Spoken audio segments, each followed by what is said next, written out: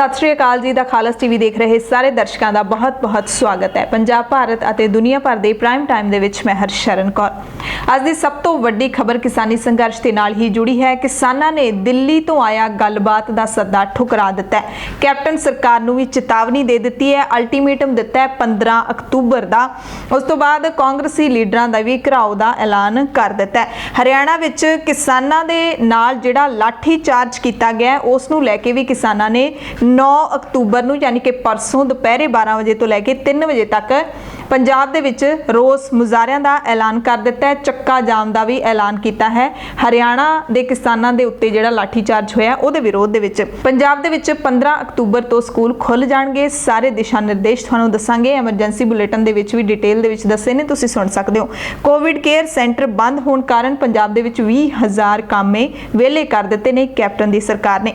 हुशियारपुर दे विच किसानां ने बीजेपी लीडरां नूं मुड़ घेरा पा लिया। चंडीगढ़ दे विच किसानां दी गायकां दे नाल कलाकारां दे नाल समाज सेवी जथेबंदियां दे नाल भी बैठक हुई है। प्राइवेट रेल गड्डियां तेजस 17 अक्तूबर तो मुड़ दौड़नगियां। भारत दे विच भारतीय किसान यूनियन लखोवाल दे बरनाला जिले दी सारी लीडरशिप ने अस्तीफे दे दिते ने। जनतक थावां दे उत्ते अणमिथे समय लई कब्जा नहीं किया जा सकदा, यह कहा सुप्रीम कोर्ट ने। राष्ट्रपति डोनाल्ड ट्रंप ने H1B वीज़ा दे उत्ते नवीं पाबंदियां ला दित्तियां ने। चीन मुड़ तो क्यों भड़किया भारत, अमरीका, जापान दे उत्ते यह भी दसांगे। हरियाणा दे विच खेती कानूनां दा विरोध कर रहे योगिंदर यादव सने कई आगू गिरफ्तार किए, बाद चों रिहा भी कर दिते। सारियां अहम खबरां दसांगे पंजाब भारत ते दुनिया दे नाल जुड़ियां हुईयां। पहलां कोरोना वायरस की अपडेट तुहानूं जरूर दस दिंदे आ। सब तो पहलां गल करांगे दुनिया भर दी। दुनिया भर दे विच इस वक्त 3 करोड़ 58 लाख कुल पॉजिटिव केस ने। ठीक होने वाले लोग ने जिहड़े उन्हां दी गिणती है 2 करोड़ 50 लाख ते मौतां जिहड़ियां ने पूरी दुनिया दे विच 10,50,000 तक पहुंच चुकियां ने। पूरे भारत की गल कर लईए तां इस वक्त भारत दे विच 9,07,883 एक्टिव केस ने। ठीक होने वाले मरीजों की गिणती 60 लाख तक पहुंचने वाली है। 57,44,693 हो चुकी है। मौतां की गिणती 1,04,555 है। तो जे पंजाब की गल कर लीए पूरे पंजाब विच इस वक्त 3600 तो उपर मौतां की गिणती पहुंच चुकी है। ते कुल पॉजिटिव मरीजों की गिणती 1,20,000 का अंकड़ा पार कर गई है। ठीक होने वाले मरीजों की गिणती 1,05,000 के नेड़े पहुंच गई है। तो एक्टिव केस सूबे दे विच हुण करीब 11,000 ने। एक्टिव केसां की गिणती लगातार घटती जा रही है, यानी कि ज़्यादा मरीज हुण पंजाब दे विच ठीक हो रहे हैं।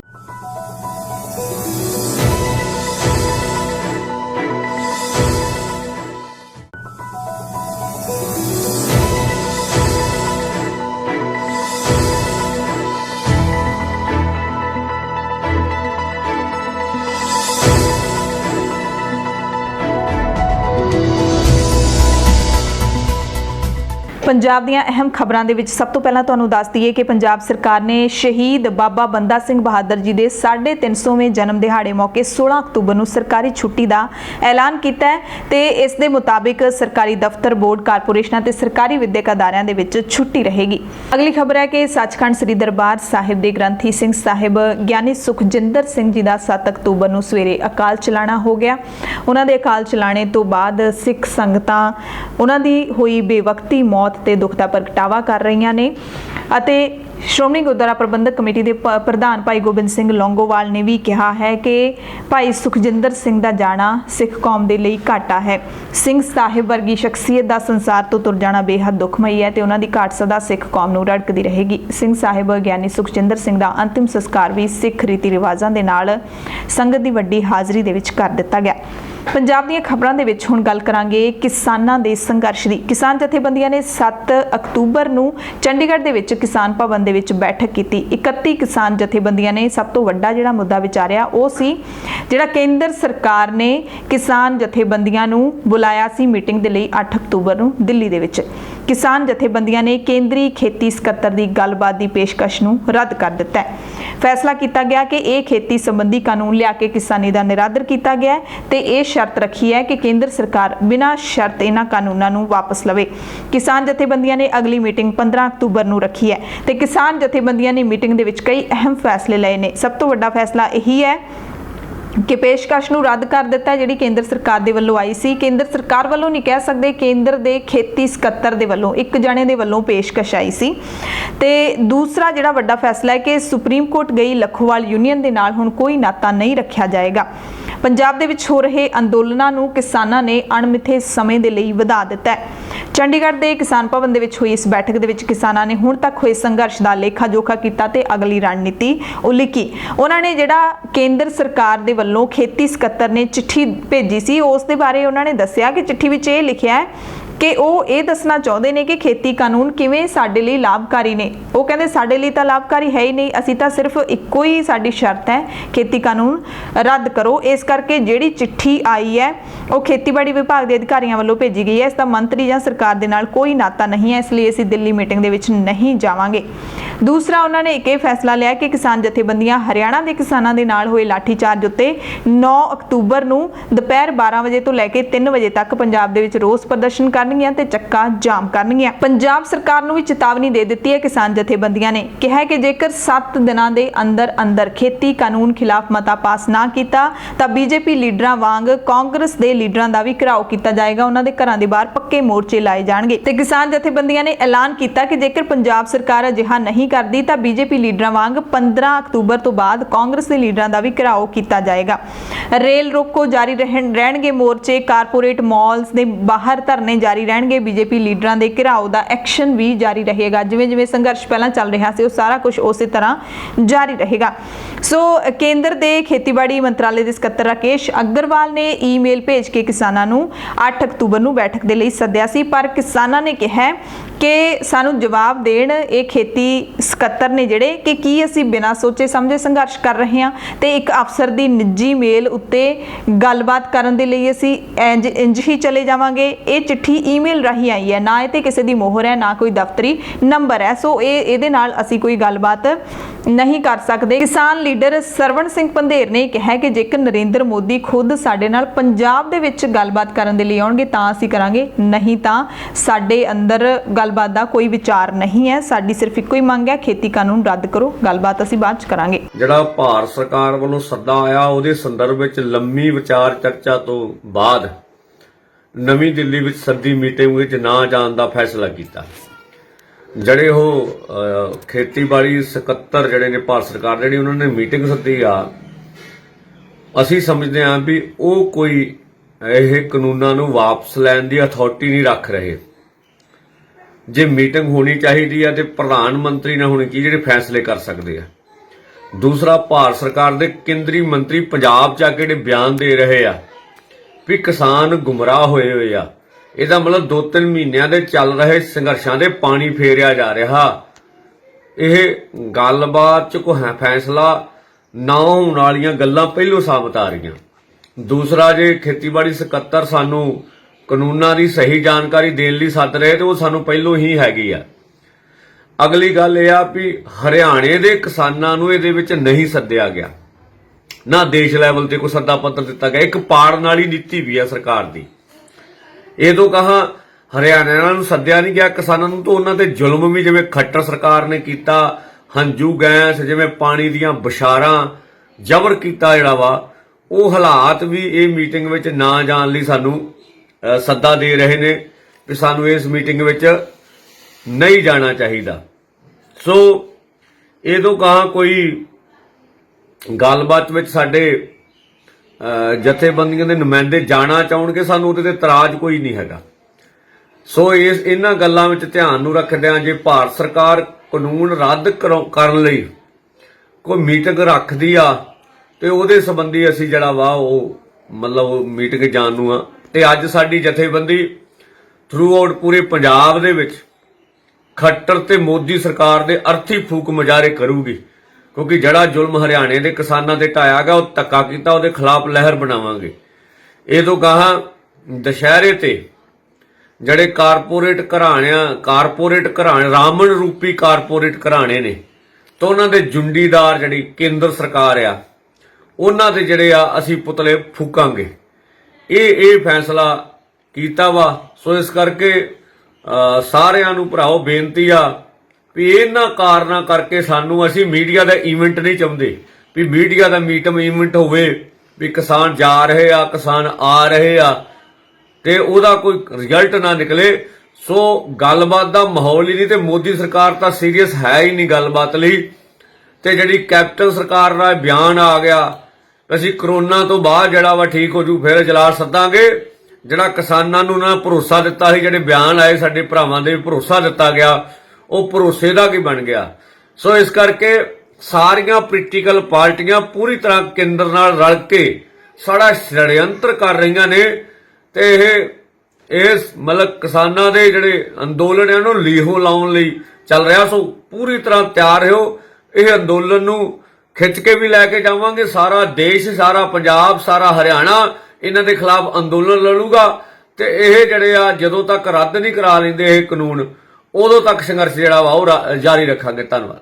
ਸੋ ਹੁਣ ਇਹ ਵੀ ਜਾਣਕਾਰੀਆਂ ਮਿਲ ਰਹੀਆਂ ਨੇ ਕਿ ਏਜੰਸੀਆਂ ਨੇ ਜਿਹੜੀਆਂ ਉਹ ਸਰਗਰਮ ਹੋ ਗਈਆਂ ਨੇ। ਕਿਸਾਨਾਂ ਦੇ ਏਕੇ ਨੇ ਕੇਂਦਰ ਦੀ ਸਰਕਾਰ ਨੂੰ ਹਿਲਾ ਦਿੱਤਾ ਹੈ। ਸੂਬਾ ਸਰਕਾਰਾਂ ਨੂੰ ਤਾਂ ਹਿਲਾਇਆ ਹੀ ਹਿਲਾਇਆ, ਪਰ ਇਹ ਜਿਹੜਾ ਕਾਨੂੰਨ ਕੇਂਦਰ ਨੇ ਬਣਾਇਆ, ਕੇਂਦਰ ਦੀ ਸਰਕਾਰ ਹੈ ਜਿਹੜੀ ਅੰਦਰ ਖਾਤੇ ਹੈ ਜਿਹੜੀ ਉਹ ਪੂਰੀ ਤਰ੍ਹਾਂ ਦੇ ਨਾਲ ਹਿਲ ਚੁੱਕੀ ਹੈ ਕਿਸਾਨਾਂ ਦੇ ਇਸ ਸੰਘਰਸ਼ ਤੋਂ। ਤੇ ਇਹ ਵੀ ਜਾਣਕਾਰੀ ਮਿਲ ਰਹੀ ਹੈ ਕਿ ਜਿਹੜੀਆਂ ਸਰਕਾਰੀ ਏਜੰਸੀਆਂ ਹੈਗੀਆਂ ਨੇ ਉਹ ਕਿਵੇਂ ਨਾ ਕਿਵੇਂ ਕਿਸਾਨਾਂ ਦੇ ਸੰਘਰਸ਼ ਨੂੰ ਤਾਰ-ਪੀੜੋ ਕਰਨ ਦੀ ਕੋਸ਼ਿਸ਼ ਵੀ ਕਰਨਗੀਆਂ। ਕਿਸੇ ਨਾ ਕਿਸੇ ਤਰੀਕੇ ਉਹ ਕਿਸਾਨੀ ਜਥੇਬੰਦੀਆਂ ਦੀਆਂ ਜਿਹੜੀਆਂ ਬੈਠਕਾਂ ਨੇ ਉਹਨਾਂ ਦੇ ਵਿੱਚ ਘੁਸਪੈਠ ਕਰਨ ਦੀ ਕੋਸ਼ਿਸ਼ ਕਰਨਗੀਆਂ ਅਤੇ ਜੋ ਕੇਂਦਰ ਦੇ ਮਨਸੂਬੇ ਨੇ ਉਹਨਾਂ ਦੇ ਨਾਲ ਸੁਰ ਮਿਲਾਉਂਦੀਆਂ ਹੋਈਆਂ ਉਹ ਕਿਸਾਨਾਂ ਦੇ ਸੰਘਰਸ਼ ਨੂੰ ਲੰਗੜਾ ਕਰਨ ਦੀ ਕੋਸ਼ਿਸ਼ ਕਰ ਸਕਦੀਆਂ ਨੇ। ਤੇ ਇਸ ਵਕਤ ਜ਼ਰੂਰਤ ਹੈ ਏਕੇ ਦੀ। ਏਕੇ ਵਿੱਚ ਹੀ ਤਾਕਤ ਹੁੰਦੀ ਹੈ। ਹਾਲੇ ਤੱਕ ਇਹ ਏਕਾ ਦਿਖ ਰਿਹਾ ਹੈ ਕਿਸਾਨੀ ਜਥੇਬੰਦੀਆਂ ਦੇ ਵਿੱਚ। ਸਿਰਫ ਭਾਰਤੀ ਕਿਸਾਨ ਯੂਨੀਅਨ ਲੱਖੋਵਾਲ ਦੇ ਇੱਕ ਲੀਡਰ ਨੇ ਇਹ ਜਿਹੜੀ ਹਰਕਤ ਦਿਖਾਈ ਸੀ ਕਿ ਉਹ ਸੁਪਰੀਮ ਕੋਰਟ ਦੇ ਵਿੱਚ ਬਿਨਾਂ ਕਿਸੇ ਨੂੰ ਦੱਸੇ ਪੁੱਛੇ ਸਲਾਹ ਕੀਤੇ ਬਿਨਾਂ ਚਲੇ ਗਏ ਤੇ ਉਹਨਾਂ ਦਾ ਬਾਈਕਾਟ ਕਰ ਦਿੱਤਾ ਹੈ ਕਿਸਾਨੀ ਜਥੇਬੰਦੀਆਂ ਨੇ।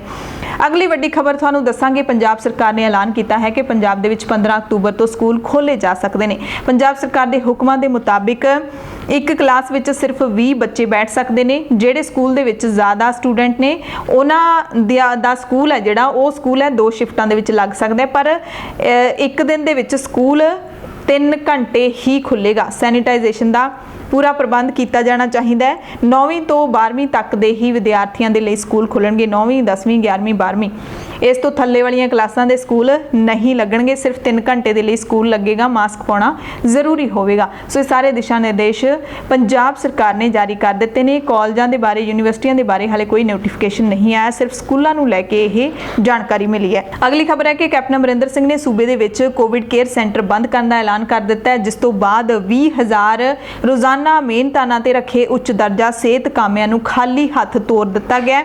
ਉਹਨਾਂ ਨੂੰ ਬੇਰੁਜ਼ਗਾਰ ਕਰ ਦਿੱਤਾ ਗਿਆ ਤੇ ਹੁਣ ਉਹ ਰੋਸ ਮੁਜ਼ਾਹਰੇ ਕਰ ਰਹੇ ਨੇ ਕਿ ਪੰਜਾਬ ਸਰਕਾਰ ਨੂੰ ਸਾਡਾ ਕੁਝ ਸੋਚਣਾ ਚਾਹੀਦਾ ਹੈ। ਅਸੀਂ ਜਿਹੜੀਆਂ ਨੌਕਰੀਆਂ ਕਰ ਰਹੇ ਸੀ ਉਹ ਛੱਡ ਕੇ ਅਸੀਂ ਕੋਵਿਡ ਕੇਅਰ ਸੈਂਟਰਾਂ ਦੇ ਵਿੱਚ ਕੰਮ ਕਰਨ ਦੇ ਲਈ ਆਏ। ਸਾਡੇ ਨਾਲ ਲੋਕਾਂ ਨੇ ਗੱਲ ਕਰਨੀ ਬੰਦ ਕਰਤੀ ਸੀ ਕਿਉਂਕਿ ਅਸੀਂ ਕੋਵਿਡ ਮਰੀਜ਼ਾਂ ਦਾ ਇਲਾਜ ਕਰਦੇ ਸੀ ਤੇ ਅਸੀਂ ਆਪਣੇ ਬੱਚੇ ਘਰਾਂ ਦੇ ਵਿੱਚ ਛੱਡ ਕੇ ਕੋਵਿਡ ਕੇਅਰ ਸੈਂਟਰਾਂ ਦੇ ਵਿੱਚ ਰਹਿੰਦੇ ਸੀ। ਹੁਣ ਇੱਕਦਮ ਕੈਪਟਨ ਸਰਕਾਰ ਨੇ 6 ਅਕਤੂਬਰ ਨੂੰ ਸਾਰੇ ਕੋਵਿਡ ਕੇਅਰ ਸੈਂਟਰ ਬੰਦ ਕਰਕੇ ਸਾਨੂੰ ਘਰੋਂ ਘਰੀ ਭੇਜ ਦਿੱਤਾ ਹੈ। ਮਾਨਸਾ ਦੇ ਵਿੱਚ ਇਹਨਾਂ ਕਾਮਿਆਂ ਨੇ ਰੋਸ ਪ੍ਰਦਰਸ਼ਨ ਕੀਤਾ ਅਤੇ ਮੰਗ ਕੀਤੀ ਪੰਜਾਬ ਸਰਕਾਰ ਤੋਂ ਇਸ ਮਸਲੇ ਦਾ ਹੱਲ ਕਰਨ ਦੇ ਲਈ। ਦਰਅਸਲ ਰੋਜ਼ਾਨਾ ਮਿਹਨਤਾਨੇ ਤੇ ਰੱਖੇ ਹੋਏ ਸੀ doctor, pharmacist, staff nurse, lab technician ਤੇ ਹੋਰ 20,000 ਦੇ ਕਰੀਬ ਇਹ ਕਾਮੇ ਸੀ ਟੋਟਲ, ਜਿਹੜੇ ਕਿ ਕੋਵਿਡ ਕੇਅਰ ਸੈਂਟਰਾਂ ਦੇ ਵਿੱਚ ਕੰਮ ਕਰਦੇ ਸੀ ਤੇ ਜਿਹੜੇ ਹੁਣ ਬੇਰੁਜ਼ਗਾਰ ਹੋ ਗਏ ਨੇ। ਅਗਲੀਆਂ ਖਬਰਾਂ ਵੀ ਕਿਸਾਨੀ ਸੰਘਰਸ਼ ਦੇ ਨਾਲ ਜੁੜੀਆਂ ਹੋਈਆਂ ਨੇ। ਖੇਤੀ ਕਾਨੂੰਨਾਂ ਦੇ ਵਿਰੋਧ ਵਿੱਚ ਹਰਿਆਣਾ ਦੇ ਉਪ ਮੁੱਖ ਮੰਤਰੀ ਦੁਸ਼ਯੰਤ ਚੌਟਾਲਾ ਤੇ ਬਿਜਲੀ ਮੰਤਰੀ ਰਣਜੀਤ ਸਿੰਘ ਦੇ ਅਸਤੀਫੇ ਦੀ ਮੰਗ ਨੂੰ ਲੈ ਕੇ ਮੰਗਲਵਾਰ ਰਾਤ ਤੋਂ ਹੀ ਸਿਰਸਾ ਦੇ ਵਿੱਚ ਧਰਨੇ ਤੇ ਬੈਠੇ ਸਵਰਾਜ ਇੰਡੀਆ ਪਾਰਟੀ ਦੇ ਕੌਮੀ ਕਨਵੀਨਰ ਜੋਗਿੰਦਰ ਯਾਦਵ ਸਣੇ ਕਈ ਹੋਰਾਂ ਨੂੰ ਪੁਲਿਸ ਨੇ ਗ੍ਰਿਫਤਾਰ ਕਰ ਲਿਆ 7 ਅਕਤੂਬਰ ਨੂੰ ਸਵੇਰ ਨੂੰ। ਹਾਲਾਂਕਿ ਗ੍ਰਿਫਤਾਰੀ ਤੋਂ ਬਾਅਦ ਉਹਨਾਂ ਨੂੰ ਰਿਹਾ ਵੀ ਕਰ ਦਿੱਤਾ ਗਿਆ। ਸ਼ਾਮ ਨੂੰ ਕਈ ਕਿਸਾਨਾਂ ਨੂੰ ਵੀ ਗ੍ਰਿਫਤਾਰ ਕੀਤਾ ਗਿਆ ਸੀ। ਇਹ ਸਾਰੇ ਖੇਤੀ ਕਾਨੂੰਨਾਂ ਦੇ ਵਿਰੋਧ ਦੇ ਵਿੱਚ ਪ੍ਰਦਰਸ਼ਨ ਕਰ ਰਹੇ ਸੀ। ਅਗਲੀ ਖਬਰ ਪੰਜਾਬ ਤੋਂ ਹੈ। ਜ਼ਿਲ੍ਹਾ ਬਰਨਾਲਾ ਦੇ ਵਿੱਚ ਭਾਰਤੀ ਕਿਸਾਨ ਯੂਨੀਅਨ ਲੱਖੋਵਾਲ ਦੇ ਸਾਰੇ ਅਹੁਦੇਦਾਰਾਂ ਨੇ ਜਥੇਬੰਦੀ ਤੋਂ ਅਸਤੀਫੇ ਦੇ ਦਿੱਤੇ ਨੇ। ਇਹ ਫੈਸਲਾ ਲੱਖੋਵਾਲ ਯੂਨੀਅਨ ਦੇ ਵੱਲੋਂ ਸੁਪਰੀਮ ਕੋਰਟ ਦੇ ਵਿੱਚ ਖੇਤੀ ਕਾਨੂੰਨਾਂ ਬਾਰੇ ਦਾਇਰ ਕੀਤੀ ਪਟੀਸ਼ਨ ਦੇ ਰੋਸ ਦੇ ਵਿੱਚ ਕੀਤਾ ਗਿਆ ਹੈ। ਜ਼ਿਲ੍ਹਾ ਪ੍ਰਧਾਨ ਜਗਸੀਰ ਸਿੰਘ ਛੀਨੀਵਾਲ ਨੇ ਸਾਰੇ ਅਹੁਦੇਦਾਰਾਂ ਦੀ ਬੈਠਕ ਬੁਲਾਈ ਸੀ, ਜਿਸ ਤੋਂ ਬਾਅਦ ਉਹਨਾਂ ਨੇ ਸਲਾਹ ਕਰਨ ਤੋਂ ਬਾਅਦ ਸਾਰੇ ਅਹੁਦੇਦਾਰਾਂ ਨੇ ਅਸਤੀਫੇ ਦੇ ਦਿੱਤੇ ਤੇ ਹੁਣ ਭਾਰਤੀ ਕਿਸਾਨ ਯੂਨੀਅਨ ਬਰਨਾਲਾ ਬਣਾ ਕੇ ਪਹਿਲਾਂ ਦੀ ਤਰ੍ਹਾਂ ਖੇਤੀ ਕਾਨੂੰਨਾਂ ਦੇ ਵਿਰੋਧ ਵਿੱਚ ਸੰਘਰਸ਼ ਬਾਕੀ ਜਥੇਬੰਦੀਆਂ ਨਾਲ ਮਿਲ ਕੇ ਜਾਰੀ ਰੱਖਣ ਦਾ ਐਲਾਨ ਵੀ ਕੀਤਾ ਹੈ ਤੇ ਉਹਨਾਂ ਨੇ ਕਿਹਾ ਹੈ ਕਿ ਜਿਹੜਾ ਲੱਖੋਵਾਲ ਜਥੇਬੰਦੀ ਦਾ ਸੂਬਾ ਲੀਡਰ ਹਰਿੰਦਰ ਸਿੰਘ ਲੱਖੋਵਾਲ ਉਹਨੇ ਆਪ ਮੁਹਾਰੇ ਖੇਤੀ ਕਾਨੂੰਨਾਂ ਦੇ ਵਿਰੋਧ ਵਿੱਚ ਸੁਪਰੀਮ ਕੋਰਟ ਪਹੁੰਚ ਗਿਆ, ਕਿਸੇ ਨਾਲ ਸਲਾਹ ਨਹੀਂ ਕੀਤੀ, ਨਾ ਹੀ ਤਾਂ ਜ਼ਿਲ੍ਹਾ ਪ੍ਰਧਾਨਾਂ ਦੇ ਨਾਲ ਤੇ ਨਾ ਹੀ ਹੋਰ ਕਿਸਾਨੀ ਜਥੇਬੰਦੀਆਂ ਦੇ ਨਾਲ। ਇਸ ਕਰਕੇ ਉਸਨੇ ਧੋਖਾ ਦਿੱਤਾ ਹੈ, ਸਾਡੀ ਇਕਜੁੱਟਤਾ ਨੂੰ ਢਾਹ ਲੱਗੀ ਹੈ, ਇਸ ਕਰਕੇ ਉਹਨਾਂ ਨੇ ਅਸਤੀਫੇ ਦੇ ਦਿੱਤੇ। ਅਗਲੀ ਖਬਰ ਹੁਸ਼ਿਆਰਪੁਰ ਤੋਂ ਹੈ, ਜਿੱਥੇ ਬੀਜੇਪੀ ਪ੍ਰਧਾਨ ਅਸ਼ਵਨੀ ਸ਼ਰਮਾ ਦਾ ਜ਼ਬਰਦਸਤ ਵਿਰੋਧ ਕੀਤਾ ਕਿਸਾਨਾਂ ਨੇ। ਹੁਸ਼ਿਆਰਪੁਰ ਦੇ ਵਿੱਚ ਬੀਜੇਪੀ ਦੇ ਪੰਜਾਬ ਪ੍ਰਧਾਨ ਅਸ਼ਵਨੀ ਸ਼ਰਮਾ ਦੀ ਅਗਵਾਈ ਦੇ ਵਿੱਚ ਬੀਜੇਪੀ ਲੀਡਰਾਂ ਦੀ ਮੀਟਿੰਗ ਹੋਣੀ ਸੀ। ਇਸ ਮੀਟਿੰਗ ਦੇ ਵਿੱਚ ਖੇਤੀ ਕਾਨੂੰਨਾਂ ਨੂੰ ਕਿਵੇਂ ਪੰਜਾਬ ਦੇ ਵਿੱਚ ਪ੍ਰਚਾਰਿਆ ਜਾਵੇ ਉਸ ਤੇ ਚਰਚਾ ਕੀਤੀ ਜਾਣੀ ਸੀ। ਕਿਸਾਨਾਂ ਨੂੰ ਪਤਾ ਲੱਗ ਗਿਆ ਕਿ ਮੀਟਿੰਗ ਹੋਣ ਵਾਲੀ ਹੈ ਤੇ ਕਿਸਾਨ ਉਸ ਥਾਂ ਤੇ ਪਹੁੰਚ ਗਏ। ਬੀਜੇਪੀ ਲੀਡਰਾਂ ਦਾ ਘਿਰਾਓ ਕੀਤਾ, ਜ਼ਬਰਦਸਤ ਨਾਅਰੇਬਾਜ਼ੀ ਕੀਤੀ, ਬੈਰੀਕੇਡ ਤੋੜ ਕੇ ਅੱਗੇ ਲੰਘ ਗਏ ਸੀ ਕਿਸਾਨ। ਤੇ ਬੀਜੇਪੀ ਲੀਡਰਾਂ ਦਾ ਜਿਹੜਾ ਵਿਰੋਧ ਹੈ ਉਹ ਲਗਾਤਾਰ ਪੰਜਾਬ ਦੇ ਵਿੱਚ ਜਾਰੀ ਹੈ।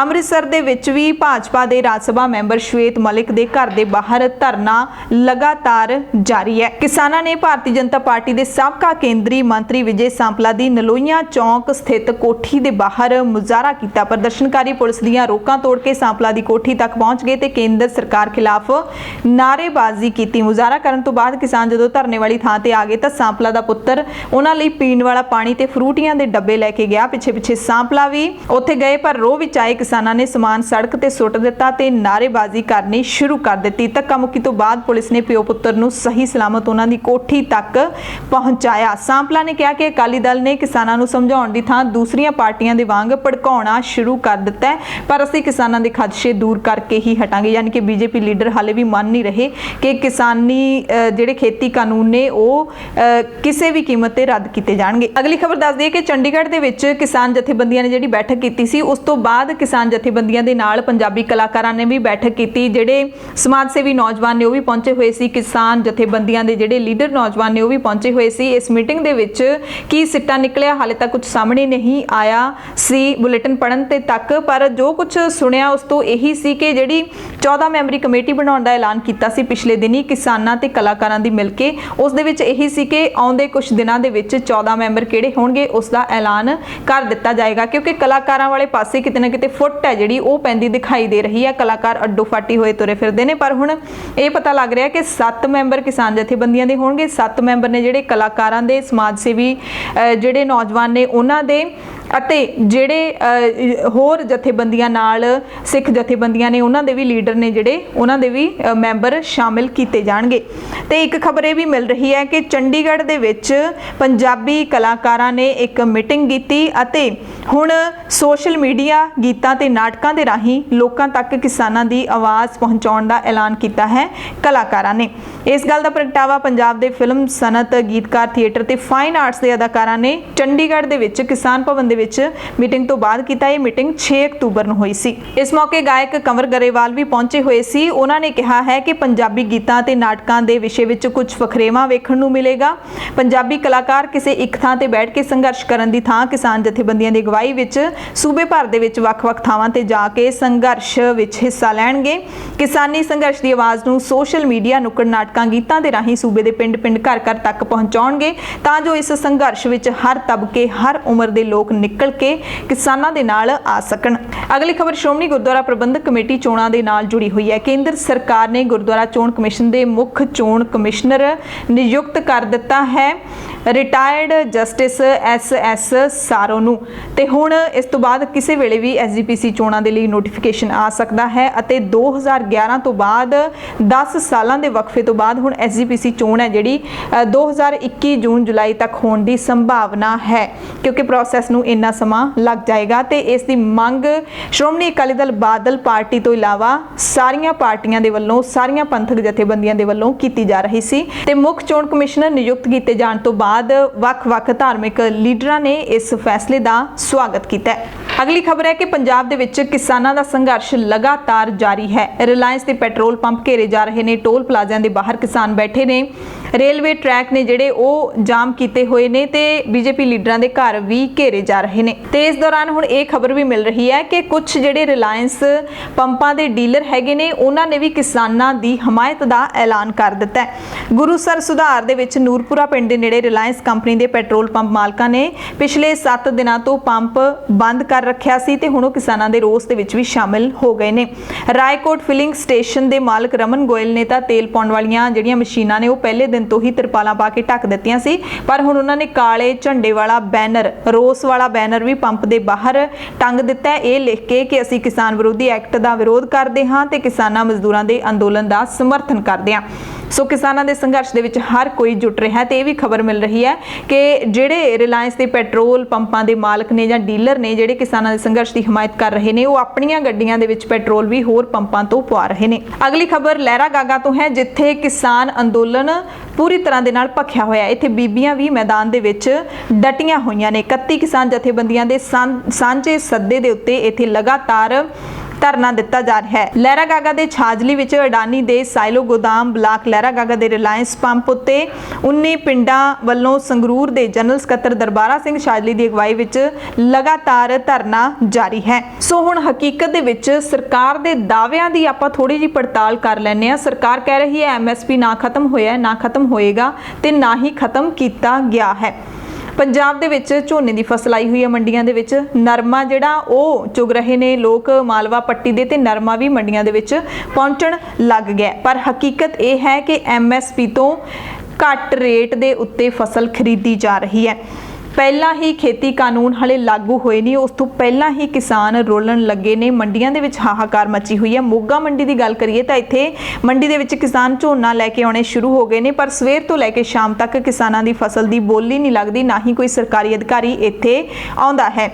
ਮਾਲਵੇ ਦੇ ਜਿਹੜੇ ਕਿਸਾਨ ਨੇ ਉਹਨਾਂ ਦੇ ਦੱਸਣ ਦੀ ਗੱਲ ਹੈ ਕਿ ਨਰਮਾ ਲੈ ਕੇ ਉਹ ਮੰਡੀਆਂ ਦੇ ਵਿੱਚ ਪਹੁੰਚ ਰਹੇ ਨੇ, ਪਰ CCI cotton corporation of India ਦਾ ਕੋਈ ਵੀ ਅਧਿਕਾਰੀ ਨਰਮਾ ਖਰੀਦਣ ਦੇ ਲਈ ਨਹੀਂ ਪਹੁੰਚਦਾ। ਪ੍ਰਾਈਵੇਟ ਜਿਹੜੇ ਖਰੀਦਦਾਰ ਨੇ ਉਹ ਉੱਥੇ ਸੈਂਕੜੇ ਹੀ ਤੁਰੇ ਫਿਰਦੇ ਨੇ। ਚਿੱਟੇ ਸੋਨੇ ਵਜੋਂ ਜਾਣਿਆ ਜਾਂਦਾ ਨਰਮਾ ਕੌਡੀਆਂ ਦੇ ਭਾਅ ਵਿਕ ਰਿਹਾ ਹੈ, ਜਿੰਨਾ ਮੁੱਲ ਹੈ ਉਸ ਤੋਂ ਘੱਟ ਵਿਕ ਰਿਹਾ ਹੈ। ਸਰਕਾਰੀ ਭਾਅ ਜਿਹੜਾ ਨਰਮੇ ਦਾ 5725 ਰੁਪਏ ਹੈ, ਪਰ 4700 ਤੋਂ ਲੈ ਕੇ 4800 ਰੁਪਏ ਤੱਕ ਖਰੀਦਿਆ ਜਾ ਰਿਹਾ ਹੈ। ਇਹ ਗੋਨਿਆਣਾ ਤੋਂ ਖਬਰ ਸਾਨੂੰ ਮਿਲੀ ਹੈ। ਮਾਨਸਾ ਦੇ ਵਿੱਚ ਵੀ ਇਹੀ ਹਾਲ ਹੈ। ਬਠਿੰਡਾ ਦੇ ਵਿੱਚ ਤਾਂ ਕਿਸਾਨ ਨੰਗੇ ਧੜ ਪ੍ਰਦਰਸ਼ਨ ਵੀ ਕਰ ਰਹੇ ਨੇ। CCI ਯਾਨੀ ਕਿ ਕਾਟਨ ਕਾਰਪੋਰੇਸ਼ਨ ਆਫ ਇੰਡੀਆ ਨੇ ਪੰਜਾਬ ਦੇ ਵਿੱਚ 21 ਖਰੀਦ ਕੇਂਦਰ ਬਣਾਏ ਨੇ। ਬਠਿੰਡਾ ਜ਼ਿਲ੍ਹੇ ਦੇ ਵਿੱਚ 7 ਕੇਂਦਰਾਂ ਨੂੰ ਮਾਨਤਾ ਦਿੱਤੀ ਹੈ, ਪਰ ਪ੍ਰਾਈਵੇਟ ਜਿਹੜੇ ਲੋਕ ਨੇ ਤੇ ਜਾਂ ਫਿਰ CCI ਵਾਲੇ ਹੀ MSP ਤੋਂ ਘੱਟ ਰੇਟ ਤੇ ਨਰਮਾ ਖਰੀਦ ਰਹੇ ਨੇ। 1 ਅਕਤੂਬਰ ਤੋਂ ਮੰਡੀਆਂ ਵਿੱਚ ਨਰਮੇ ਦੀ ਫਸਲ ਖਰੀਦਣ ਦਾ ਐਲਾਨ ਕੀਤਾ ਹੋਇਆ। ਨਰਮਾ ਮੰਡੀਆਂ ਵਿੱਚ ਆ ਚੁੱਕਿਆ, ਵਪਾਰੀ ਇਸ ਨੂੰ ਘੱਟ ਰੇਟ ਤੇ ਧੜਾ ਖਰੀਦ ਰਹੇ ਨੇ। ਇਹ ਹੈ ਗਰਾਊਂਡ ਰਿਐਲਿਟੀ। ਹਾਲੇ ਕਾਨੂੰਨ ਲਾਗੂ ਨਹੀਂ ਹੋਏ, ਹੁਣੇ ਹੀ ਪ੍ਰਾਈਵੇਟ ਜਿਹੜੇ ਖਰੀਦਦਾਰ ਨੇ ਉਹਨਾਂ ਦੀ ਘੁਸਪੈਠ ਹੋ ਚੁੱਕੀ ਹੈ ਪੰਜਾਬ ਦੇ ਵਿੱਚ। ਤੁਸੀਂ ਸੋਚ ਸਕਦੇ ਹੋ ਕਿ ਆਉਣ ਵਾਲੇ ਸਮੇਂ ਵਿੱਚ ਕੀ ਹਾਲ ਹੋਣ ਵਾਲਾ ਹੈ। ਅਗਲੀ ਖਬਰ ਬਹਿਬਲ ਕਲਾਂ ਗੋਲੀकांड ਦੇ ਨਾਲ ਜੁੜੀ ਹੋਈ ਹੈ। ਇਸ ਦੇ ਵਿੱਚ ਮੁਲਜ਼ਮ ਦੇ ਵਜੋਂ ਨਾਮਜ਼ਦ ਮੁਅੱਤਲੀ ਅਧੀਨ IG ਪਰਮਰਾਜ ਸਿੰਘ ਉਮਰਾ ਨੰਗਲ ਦੇ ਵੱਲੋਂ ਦਾਇਰ ਪੇਸ਼ਗੀ ਜ਼ਮਾਨਤ ਅਰਜ਼ੀ ਦਾ ਸੈਸ਼ਨ ਜੱਜ ਸੁਮੀਤ ਮਲਹੋਤਰਾ ਦੀ ਅਦਾਲਤ ਨੇ ਇਹ ਕਹਿੰਦਿਆਂ ਨਿਪਟਾਰਾ ਕਰ ਦਿੱਤਾ ਹੈ ਕਿ ਉਮਰਾ ਨੰਗਲ ਨੂੰ ਪੇਸ਼ਗੀ ਜ਼ਮਾਨਤ ਮੰਗਣ ਦਾ ਕੋਈ ਹੱਕ ਹੀ ਨਹੀਂ ਹੈ। ਉਹਨਾਂ ਨੇ ਕਿਹਾ ਕਿ ਉਮਰਾ ਨੰਗਲ ਕੋਲ ਗ੍ਰਿਫਤਾਰੀ ਤੋਂ ਬਚਣ ਲਈ ਪਹਿਲਾਂ ਹੀ ਹਾਈ ਕੋਰਟ ਵੱਲੋਂ ਦਿੱਤੀ ਪੇਸ਼ਗੀ ਜ਼ਮਾਨਤ ਹੈ, ਤਾਂ ਫਿਰ ਉਹ ਕਿਉਂ ਮੰਗ ਰਿਹਾ? ਉਹਦੇ ਕੋਲ ਕੋਈ ਹੱਕ ਨਹੀਂ ਰਹਿ ਜਾਂਦਾ। ਉਮਰਾ ਨੰਗਲ ਨੇ ਗ੍ਰਿਫਤਾਰੀ ਦਾ ਖਦਸ਼ਾ ਜ਼ਾਹਿਰ ਕਰਦਿਆਂ ਸੈਸ਼ਨ ਕੋਰਟ ਤੋਂ ਪੇਸ਼ਗੀ ਜ਼ਮਾਨਤ ਮੰਗੀ ਸੀ, ਪਰ ਸੈਸ਼ਨ ਜੱਜ ਨੇ ਸਾਫ਼ ਇਨਕਾਰ ਕਰ ਦਿੱਤਾ ਕਿ ਹਾਲ ਦੀ ਘੜੀ ਉਮਰਾ ਨੰਗਲ ਪੇਸ਼ਗੀ ਜ਼ਮਾਨਤ ਲੈਣ ਦਾ ਹੱਕਦਾਰ ਨਹੀਂ ਹੈ। ਦਰਅਸਲ ਉਮਰਾ ਨੰਗਲ ਨੇ 7 ਮਾਰਚ 2019 ਨੂੰ ਪੰਜਾਬ ਤੇ ਹਰਿਆਣਾ ਹਾਈ ਕੋਰਟ ਤੋਂ ਗ੍ਰਿਫਤਾਰੀ ਉੱਪਰ ਆਰਜ਼ੀ ਰੋਕ ਦਾ ਹੁਕਮ ਲਿਆ ਹੋਇਆ ਹੈ। ਉਮਰਾ ਨੰਗਲ ਦੀ ਗ੍ਰਿਫਤਾਰੀ ਤੇ 1 ਹਫ਼ਤੇ ਲਈ ਰੋਕ ਲੱਗੀ ਹੋਈ ਹੈ। ਹਾਈ ਕੋਰਟ ਦੇ ਹੁਕਮਾਂ ਦੇ ਮੁਤਾਬਿਕ ਜਾਂਚ ਟੀਮ 1 ਹਫ਼ਤੇ ਦਾ ਨੋਟਿਸ ਦੇਣ ਉਪਰੰਤ ਹੀ ਉਮਰਾ ਨੰਗਲ ਨੂੰ ਗ੍ਰਿਫਤਾਰ ਕਰ ਸਕਦੀ ਹੈ। ਇਸ ਕਰਕੇ ਉਮਰਾ ਨੰਗਲ ਗ੍ਰਿਫਤਾਰੀ ਦਾ ਖਦਸ਼ਾ ਕਿਉਂ ਜਤਾ ਰਿਹਾ ਹੈ, ਇਹ ਅਦਾਲਤ ਨੂੰ ਸਮਝੋਂ ਬਾਹਰ ਗੱਲ ਲੱਗੀ। ਅਗਲੀ ਖਬਰ ਹੈ ਕਿ ਸ਼੍ਰੋਮਣੀ ਗੁਰਦੁਆਰਾ ਪ੍ਰਬੰਧਕ ਕਮੇਟੀ ਦੇ ਪ੍ਰਧਾਨ ਨੇ ਸ਼੍ਰੀ ਅਕਾਲ ਤਖਤ ਸਾਹਿਬ ਤੋਂ ਲੱਗੀ ਧਾਰਮਿਕ ਸਜ਼ਾ ਪੂਰੀ ਕਰਨ ਦੀ ਸ਼ੁਰੂਆਤ ਕਰ ਦਿੱਤੀ ਹੈ। ਗੁਰੂ ਕੀ ਨਗਰੀ ਅੰਮ੍ਰਿਤਸਰ ਦੇ ਵਿੱਚ ਪਾਵਨ ਸਰੂਪਾਂ ਦੇ ਮਾਮਲੇ ਵਿੱਚ ਪਿਛਲੇ ਦਿਨੀ ਸ਼੍ਰੀ ਅਕਾਲ ਤਖਤ ਸਾਹਿਬ ਨੇ ਧਾਰਮਿਕ ਸਜ਼ਾ ਦਾ ਐਲਾਨ ਕੀਤਾ ਸੀ।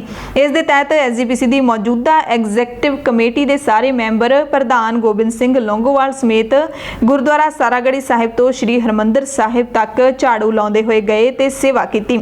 2016 ਦੇ ਵਿੱਚ ਗੁਰਦੁਆਰਾ ਰਾਮਸਰ ਸਾਹਿਬ ਦੇ ਵਿੱਚ ਪਬਲਿਕੇਸ਼ਨ ਬਿਊਰੋ ਦੇ ਵਿੱਚ ਜਿਹੜੇ ਸਰੂਪ ਅਗਨ ਭੇਂਟ ਹੋਏ ਸੀ, ਉਸ ਮਸਲੇ ਦੇ ਵਿੱਚ ਇਹ ਪਛਤਾਤਾਪ ਕਰਨ ਲਈ ਅਕਾਲ ਤਖਤ ਸਾਹਿਬ ਪਹੁੰਚੇ ਸੀ, ਜਿਸ ਦੇ ਲਈ ਇਹਨਾਂ ਲਈ ਧਾਰਮਿਕ ਸਜ਼ਾ ਦਾ ਐਲਾਨ ਹੋਇਆ ਸੀ ਤੇ ਪਿਛਲੇ ਦਿਨੀ ਸ਼੍ਰੀ ਅਖੰਡ ਪਾਠ ਸਾਹਿਬ ਵੀ ਆਰੰਭ ਕਰਵਾਏ ਗਏ ਨੇ ਗੁਰਦੁਆਰਾ ਰਾਮਸਰ ਸਾਹਿਬ ਵਿਖੇ। ਸ਼੍ਰੋਮਣੀ ਗੁਰਦੁਆਰਾ ਪ੍ਰਬੰਧਕ ਕਮੇਟੀ ਦੇ ਪ੍ਰਧਾਨ ਭਾਈ ਗੋਬਿੰਦ ਸਿੰਘ ਲੌਂਗੋਵਾਲ, ਜਿਨ੍ਹਾਂ ਨੂੰ ਧਾਰਮਿਕ ਸਜ਼ਾ ਲੱਗੀ ਸੀ, ਉਹਨਾਂ ਨੂੰ ਐਸਜੀਪੀਸੀ ਦੇ ਪ੍ਰਧਾਨ ਬਣਨ ਤੋਂ ਪਹਿਲਾਂ ਜਦੋਂ ਸਿਆਸਤ ਦੇ ਵਿੱਚ ਸੀਗੇ ਉਦੋਂ ਉਹ ਤਨਖਾਹੀਆ ਕਰਾਰ ਵੀ ਦਿੱਤੇ ਗਏ ਸੀ।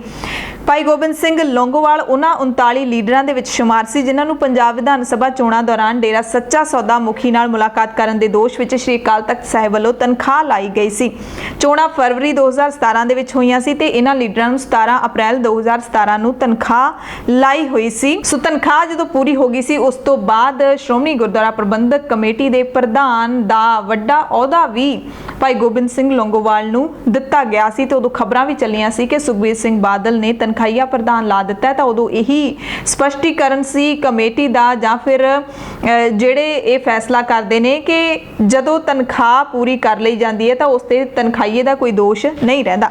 ਅਗਲੀ ਖਬਰ ਹੈ ਕਿ ਸ਼੍ਰੋਮਣੀ ਗੁਰਦੁਆਰਾ ਪ੍ਰਬੰਧਕ ਕਮੇਟੀ ਦੇ ਪ੍ਰਧਾਨ ਭਾਈ ਗੋਬਿੰਦ ਸਿੰਘ ਲੌਂਗੋਵਾਲ ਨੇ ਗੁਰਦੁਆਰਾ ਕਰਤਾਰਪੁਰ ਸਾਹਿਬ ਜੋ ਪਾਕਿਸਤਾਨ ਦੇ ਵਿੱਚ ਸਥਿਤ ਹੈ, ਇਤਿਹਾਸਿਕ ਗੁਰਦੁਆਰਾ ਹੈ, ਉਸ ਦੀ ਜ਼ਮੀਨ ਵਕਫ ਬੋਰਡ ਦੇ ਨਾਂ ਕਰਨ ਦਾ ਵਿਰੋਧ ਕੀਤਾ ਹੈ ਤੇ ਇਹ ਮਸਲਾ ਪਾਕਿਸਤਾਨ ਸਰਕਾਰ ਕੋਲ ਚੁੱਕਣ ਦੀ ਗੱਲ ਆਖੀ ਹੈ।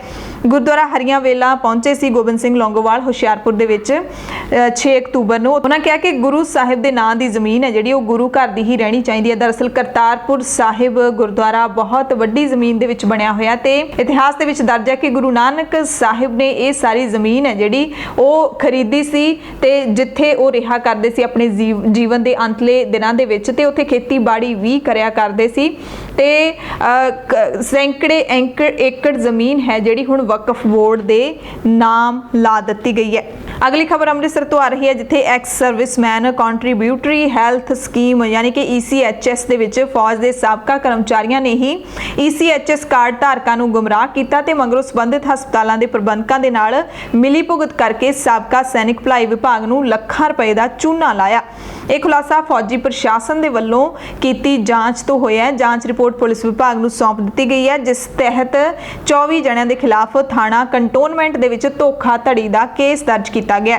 14 ਡਾਕਟਰਾਂ ਸਮੇਤ 24 ਵਿਅਕਤੀ ਨਾਮਜ਼ਦ ਕੀਤੇ ਗਏ ਨੇ ਜਿਨ੍ਹਾਂ ਦੇ ਵਿੱਚ ਸਾਬਕਾ ਫੌਜੀ ਵੀ ਸ਼ਾਮਿਲ ਨੇ। ਅਗਲੀ ਖਬਰ ਪੰਜਾਬ ਦੀ ਸਿਆਸਤ ਨਾਲ ਜੁੜੀ ਹੋਈ ਹੈ। ਪੰਜਾਬ ਦੀ ਸਿਆਸਤ ਦੇ ਵਿੱਚ ਇੱਕ ਵੱਡਾ ਚਿਹਰਾ ਨਵਜੋਤ ਸਿੰਘ ਸਿੱਧੂ, ਉਹਨਾਂ ਦੇ ਲਈ ਹਾਲੇ ਨੋ ਵੈਕੈਂਸੀ ਹੈ। ਪੰਜਾਬ ਕਾਂਗਰਸ ਦੇ ਇੰਚਾਰਜ ਹਰੀਸ਼ ਰਾਵਤ ਨੇ ਹੁਣ ਆਪਣੇ ਬਿਆਨ ਤੋਂ ਪਲਟਦਿਆਂ ਇੱਕ ਨਵਾਂ ਬਿਆਨ ਦਿੱਤਾ ਹੈ। ਉਹਨਾਂ ਨੇ ਕਿਹਾ ਕਿ ਮੁੱਖ ਮੰਤਰੀ ਕੈਪਟਨ ਅਮਰਿੰਦਰ ਸਿੰਘ ਦੀ ਸਹਿਮਤੀ ਨਾਲ ਹੀ ਆਉਂਦੇ ਸਮੇਂ ਦੇ ਵਿੱਚ ਨਵਜੋਤ ਸਿੰਘ ਸਿੱਧੂ ਨੂੰ ਕਾਂਗਰਸ ਦੇ ਵਿੱਚ ਕੋਈ ਜ਼ਿੰਮੇਵਾਰੀ ਮਿਲ ਸਕਦੀ ਹੈ। ਹਰੀਸ਼ ਰਾਵਤ ਨੇ ਯੂ ਟਰਨ ਲਿਆ ਕਿਉਂਕਿ ਪਿਛਲੇ ਦਿਨੀ ਹਰੀਸ਼ ਰਾਵਤ ਹੀ ਉਹੀ ਨੇ ਜਿਨ੍ਹਾਂ ਨੇ ਨਵਜੋਤ ਸਿੰਘ ਸਿੱਧੂ ਨਾਲ ਮੁਲਾਕਾਤ ਕੀਤੀ ਸੀ, ਜਿਨ੍ਹਾਂ ਨੇ ਇਹ ਬਿਆਨ ਦਿੱਤਾ ਸੀ ਕਿ ਨਵਜੋਤ ਸਿੰਘ ਸਿੱਧੂ ਕਾਂਗਰਸ ਦਾ ਭਵਿੱਖ ਨੇ ਤੇ ਇਹ ਚਰਚਾ ਹੋਣ ਲੱਗੀ ਸੀ ਕਿ ਉਹਨਾਂ ਨੂੰ ਕੋਈ ਵੱਡਾ ਅਹੁਦਾ ਪੰਜਾਬ ਕਾਂਗਰਸ ਵਿੱਚ ਦਿੱਤਾ ਜਾ ਸਕਦਾ ਹੈ ਜਾਂ ਤਾਂ ਪੰਜਾਬ ਦੇ ਉਪ ਮੁੱਖ ਮੰਤਰੀ ਦਾ ਜਾਂ ਫਿਰ ਪੰਜਾਬ ਕਾਂਗਰਸ ਦੇ ਪ੍ਰਧਾਨ ਦਾ। ਪਰ ਹੁਣ ਕਾਂਗਰਸ ਦੇ ਵਿੱਚ ਫਿਲਹਾਲ ਕੋਈ ਵੀ ਵੱਡੀ ਵੈਕੈਂਸੀ ਨਹੀਂ ਹੈ ਖਾਲੀ ਨਵਜੋਤ ਸਿੰਘ ਸਿੱਧੂ ਲਈ। ਖਬਰ ਨਵਾਂ ਸ਼ਹਿਰ ਤੋਂ ਹੈ ਜਿੱਥੇ ਬੰਗਾ ਮਜਾਰੀ ਫਲਾਈਓਵਰ ਦੇ ਨਾਲ ਤੇ ਸਾਈਨ ਬੋਰਡ ਦੇ ਉੱਤੇ ਖਾਲਿਸਤਾਨ ਦੇ ਨਾਰੇ ਲਿਖੇ ਗਏ ਨੇ। ਜਾਣਕਾਰੀ ਮੁਤਾਬਿਕ ਖਾਲਿਸਤਾਨ ਦੇ ਨਾਰੇ ਸਵੇਰੇ 7 ਵਜੇ ਤੋਂ ਬਾਅਦ ਲਿਖੇ ਗਏ, ਜਿਸ ਤੋਂ ਬਾਅਦ ਪੁਲਿਸ ਨੇ ਮੌਕੇ ਤੇ ਪਹੁੰਚ ਕੇ ਸਾਰੇ ਅੱਖਰਾਂ ਨੂੰ ਕੱਟ ਦਿੱਤਾ। ਖਾਲਿਸਤਾਨ ਦੇ ਅੱਖਰਾਂ ਨੂੰ ਕੱਟ ਕੇ ਉਹਨਾਂ ਨੂੰ ਕੋਈ ਹੋਰ ਆਕਾਰ ਹੈ ਜਿਹੜਾ ਉਹ ਦੇ ਦਿੱਤਾ ਗਿਆ। ਅਗਲੀ ਖਬਰ ਹੈ ਕਿ ਹੁਣ ਭਾਰਤ ਦੇ ਵਿੱਚ 17 ਅਕਤੂਬਰ ਤੋਂ ਪ੍ਰਾਈਵੇਟ ਤੇਜਸ ਰੇਲ ਗੱਡੀਆਂ ਚੱਲਣੀਆਂ ਸ਼ੁਰੂ ਹੋ ਜਾਣਗੀਆਂ ਮੁੜ ਤੋਂ, ਜਿਨ੍ਹਾਂ ਨੂੰ 7 ਮਹੀਨਿਆਂ ਦੇ ਲਈ ਮੁਅੱਤਲ ਕਰ ਦਿੱਤਾ ਸੀ ਕਰੋਨਾ ਵਾਇਰਸ ਮਹਾਮਾਰੀ ਦੇ ਕਾਰਨ। ਹੁਣ ਉਹ ਦੁਬਾਰਾ 17 ਅਕਤੂਬਰ ਤੋਂ ਚਾਲੂ ਹੋ ਜਾਣਗੀਆਂ। ਇਸ ਦਾ ਐਲਾਨ IRCTC ਨੇ ਕੀਤਾ ਹੈ। ਲਖਨਊ ਤੋਂ ਨਵੀਂ ਦਿੱਲੀ ਅਤੇ ਅਹਿਮਦਾਬਾਦ ਤੋਂ ਮੁੰਬਈ ਮਾਰਗਾਂ ਦੇ ਉੱਤੇ ਇਹਨਾਂ ਰੇਲ ਗੱਡੀਆਂ ਨੂੰ 17 ਅਕਤੂਬਰ ਤੋਂ ਫਿਰ ਤੋਂ ਸ਼ੁਰੂ ਕਰ ਦਿੱਤਾ ਜਾਵੇਗਾ। ਸੁਰੱਖਿਆ ਜਿਹੜੀ ਹੈ ਉਹ ਲਾਜ਼ਮੀ ਰੱਖੀ ਜਾਏਗੀ। ਜਿਹੜੀ ਦੂਰੀ ਹੈ ਉਹਦੇ ਲਈ ਹਰੇਕ ਦੀ ਇੱਕ ਸੀਟ ਖਾਲੀ ਰੱਖੀ ਜਾਏਗੀ। ਚੜ੍ਹਨ ਤੋਂ ਪਹਿਲਾਂ ਗੱਡੀ ਦੇ ਉੱਤੇ ਚੜ੍ਹਨ ਤੋਂ ਪਹਿਲਾਂ ਹਰੇਕ ਯਾਤਰੀ ਦਾ ਤਾਪਮਾਨ ਚੈੱਕ ਹੋਏਗਾ। ਇੱਕ ਵਾਰ ਸੀਟ ਤੇ ਬੈਠਣ ਤੋਂ ਬਾਅਦ ਯਾਤਰੀਆਂ ਨੂੰ ਸੀਟਾਂ ਵਾਰੀ-ਵਾਰੀ ਬਦਲਣ ਦੀ ਆਗਿਆ ਨਹੀਂ ਹੋਏਗੀ। ਕੋਵਿਡ-19 ਦੀ ਬਚਾਅ ਕਿੱਟ ਸਾਰੇ ਯਾਤਰੀਆਂ ਨੂੰ ਮੁਹੱਈਆ ਕਰਵਾਈ ਜਾਏਗੀ। ਕਿੱਟ ਵਿੱਚ hand sanitizer, mask, face shield ਤੇ ਦਸਤਾਨੇ ਹੋਣਗੇ। ਰੇਲ ਦੇ ਸਾਰੇ ਕੋਚ ਰੈਗੂਲਰ ਤੌਰ ਤੇ ਸਾਫ਼ ਕੀਤੇ ਜਾਣਗੇ।